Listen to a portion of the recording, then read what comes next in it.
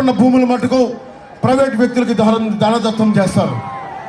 ఎవరు మాట్లాడతారు? ఇది ఒక పంచకల రమేష్ గారు మాట్లాడలేరు, ఇది సీఎం రమేష్ గారు మాట్లాడలేరు. మీరు రోడ్ల మీద ముందుండి నడిపించకపోతే ఎరుపు జెండాలు ఎన్ని తువ్వాళ్ళు ఎన్ని ఇసిరేసినా ప్రయోజనం లేదు. నిలబడాలి, పోరాట వయసుండి ప్రపంచం మన ప్రయోజనం ఏముంది? నేను కూడా అందరిలాగే చేతులు ముడిచి ఇంట్లో కూర్చుంటే ప్రయోజనం ఏముంది?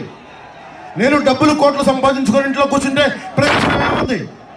నిలబడాలి, ధైర్యంగా కూర్చోవాలి, అన్యాయం మీద తిరగబడాలి.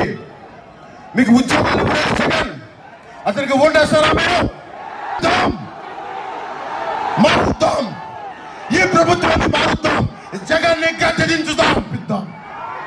మీ భవిష్యత్తుని, బంగారు భవిష్యత్తుకి